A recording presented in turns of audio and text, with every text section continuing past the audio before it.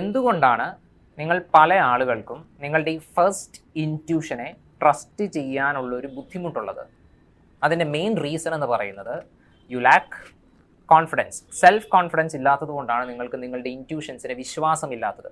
നിങ്ങൾ ചിലപ്പോൾ കണ്ടിട്ടുണ്ടായിരിക്കും, ഈ ഒരു തവണ പ്രിലിംസ് ഒന്ന് പാസ്സായ ആളുകൾ പിന്നെ സ്ഥിരമായിട്ട് എപ്പോഴും പ്രിലിംസ് എക്സാം പാസ്സാവാറുണ്ട്. അവരും നിങ്ങളും തമ്മിൽ എന്തെങ്കിലും വലിയ വ്യത്യാസം വല്ലതും ഉണ്ടോ? അവർക്ക് നിങ്ങളെക്കാളും കൂടുതൽ കണ്ടൻറ്റോ നോളജോ ഉള്ളത് കൊണ്ടാണോ അവർ പാസ്സാവുന്നതും നിങ്ങൾ പാസ്സാവാത്തതും? അല്ല. ഈ പ്രിലിംസ് എക്സാം എന്ന് പറയുന്നത് സെൽഫ് കോൺഫിഡൻസിൻ്റെ ഒരു ഗെയിമാണ്. ഒരു തവണ എക്സാം പാസ്സായിട്ടുള്ളത് കൊണ്ട് അവർക്ക് ഇൻഹറൻ്റ്ലി അറിയാം, ഓക്കെ ഇത് നമ്മളെ കൊണ്ട് പറ്റും, ഒരു തവണ ഞാൻ പാസ്സായിട്ടുള്ളതാണല്ലോ, അതുകൊണ്ട് എന്നെക്കൊണ്ട് പറ്റുമെന്നുള്ളൊരു ഇൻഹറൻറ്റ് ബിലീഫ് അവരുടെ ഉള്ളിലുള്ളത് കൊണ്ട് തന്നെ അവർക്കൊരു കോൺഫിഡൻസ് ഉണ്ട്. ആ കോൺഫിഡൻസിൻ്റെ പുറത്ത് പ്രിലിംസ് ക്വസ്റ്റ്യൻസിനെ അപ്രോച്ച് ചെയ്യുമ്പോഴാണ് അവർ പാസ്സാവുന്നത്. അപ്പോഴാണ് അവരുടെ ഇൻറ്റ്യൂഷൻസിനെ അവർ ട്രസ്റ്റ് ചെയ്യുന്നത്. ഓക്കെ, നിങ്ങൾ അടുത്ത ടെസ്റ്റ് സീരീസിൽ ഈ നിങ്ങളുടെ ഈ കോൺഫിഡൻസ് കൂട്ടാനായിട്ട് ഞാൻ ഈ പറഞ്ഞ മെത്തേഡ് നിങ്ങളൊന്ന് ട്രൈ ചെയ്ത് നോക്കിയാൽ മതി.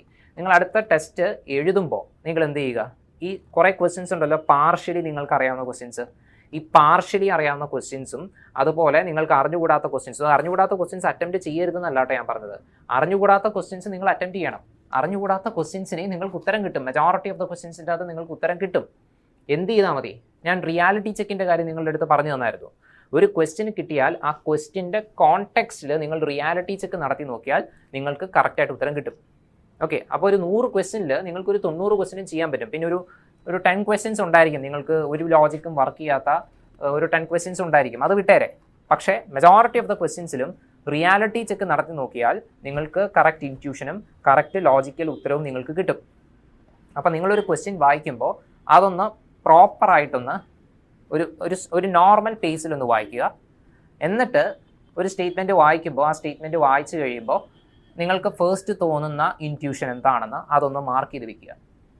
ഓക്കെ, നിങ്ങൾ തന്നെ ഒന്ന് നോക്കുക, നിങ്ങൾക്ക് ഈ വന്ന ഫസ്റ്റ് ഇൻറ്റ്യൂഷൻസിൽ എത്രത്തോളം ഇൻറ്റ്യൂഷൻസ് കറക്റ്റായിട്ട് വന്നിട്ടുണ്ട്. ഓക്കെ, ബഹുഭൂരിപക്ഷം ആളുകൾക്കും ഫസ്റ്റ് ഇൻറ്റ്യൂഷൻസ് ശരിയായിരിക്കും, കൂടുതലും ശരിയായിരിക്കും.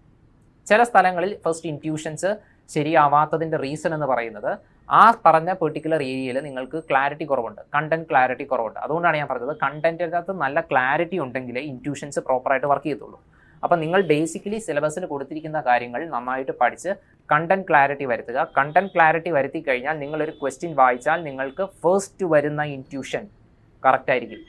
കാരണം മനുഷ്യൻ ലോജിക്കലിയെ ആലോചിക്കൂ. Okay, try in the next exam. Okay.